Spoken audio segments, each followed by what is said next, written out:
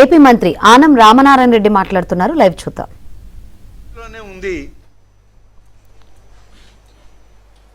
హిందువులు ఆరాధ్యంగా భావించేటువంటి రామాయణంలో రాముడు, సీత, రావణుడు అనేటువంటి అనేక రకాల వ్యక్తుల యొక్క జీవిత చరిత్రలు అందులో ఉన్నాయి, పౌరాణిక గాథలు ఉన్నాయి. అటువంటి పేరు పెట్టుకోవడంలో వారి ఇష్టం, ఏ పేరు పెట్టుకున్నా మనకు అభ్యంతరం లేదు. కానీ రామన్ జోసెఫ్ అనేటువంటి వ్యక్తి ఏమి సాధించాలని మత విద్వేషాన్ని రెచ్చగొట్టే ప్రయత్నం చేస్తున్నాడనేటువంటిది ఇవాళ అందరం కూడా ఆలోచించాల్సిన విషయం.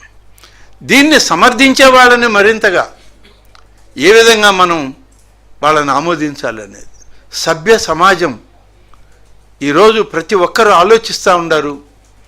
ఎన్నడూ లేనటువంటి కొత్త రకమైనటువంటి ఈ యొక్క విభజన తీసుకురావాలి, ఒక మతం ద్వారా తీసుకురావాలని చేసే ప్రయత్నం జరుగుతుంది. మత విద్వేషాలకు దీన్ని రూపకల్పన చేస్తున్నారు అని తెలిసినప్పుడు దీన్ని ప్రతి ఒక్కరం ఖండించాల్సిన అవసరం ఉంది.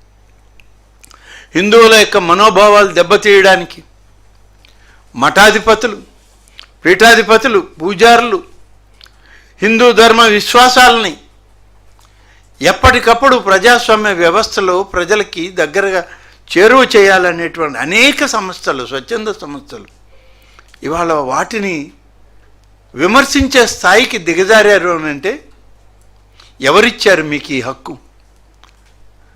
రాజ్యాంగంలో లేని హక్కును మీరు సొంత రాజ్యాంగం తయారు చేసుకున్నారా? అటువంటి వ్యవస్థలని మద్దతు ఇచ్చేటువంటి రాజకీయ పార్టీలు మీ రాజారెడ్డి రాజకీయంలో రాజ్యాంగంలో రాసుకున్నారా మీరు అని అడుగుతున్నాం. అందుకనే దాన్ని రాజారెడ్డి రాజ్యాంగం అని పిలవడం జరిగింది గతంలో. నీ విధ్వంసాలకి, నీ దుర్మార్గాలకి, నీ అన్యాయాలకి, ఇవాళ చివరికి నీ స్వార్థ ప్రయోజనాలకి ఒక వ్యక్తిని, ఒక వ్యవస్థని, ఒక మత విధ్వంసానికి ఇవాళ నువ్వు శ్రీకారం చుట్టావు. ఇది సామాన్య ప్రజల మనుగడని దెబ్బతీసేటువంటి ప్రయత్నం. ఈనాడు జగన్ రెడ్డి సమాధానం చెప్పుకోవాల్సిన అవసరం ఉంది దీనికి. ఎవరిచ్చారు మీకు ఈ అవకాశం?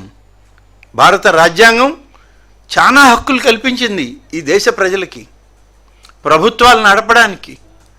కానీ మత విధ్వంసాలను రెచ్చగొట్టేటువంటి విధానం ఏ రాజ్యాంగం నీకు ఇచ్చిందో నువ్వు చెప్పుకోవాల్సిన అవసరం ఉంది. భారత రాజ్యాంగంలో అయితే ఎక్కడా లేదు. భారత రాజ్యాంగంలో ఆర్టికల్ 19(1)(a) ప్రతి పౌరునికి భావ ప్రకటన స్వేచ్ఛ కల్పించింది. కానీ అదే రాజ్యాంగం ఆర్టికల్ 19(2) ప్రకారం ప్రజాశాంతి, సామాజిక సామరస్యం, ఇతర హక్కులు మరియు మత విశ్వాసాలను పరిరక్షించేందుకు కూడా ఆ స్వేచ్ఛపై సహేతుకమైన పరిమితులు కూడా విధించడం జరిగింది. మీరు ఇన్ని విధాలుగా భారత రాజ్యాంగం వ్యవహరిస్తూ ఉంటే, ఈ దేశంలో నడపబడుతూ ఉంటే, రాజ్యాంగం ఇవ్వనటువంటి భావ ప్రకటన స్వేచ్ఛ మాకు ఉందని చెప్పుకుంటూ అనేక వర్గాలని, అనేక మతాలను, అనేక వర్గాలను, కులాలను, వర్ణాలను ఇవాళ వేరు చేయాలనేటువంటి ఒక దుర్మార్గపు ఆలోచన ఒక వ్యక్తి ద్వారా, జోసెఫ్ అనేటువంటి ఒక వ్యక్తి ద్వారా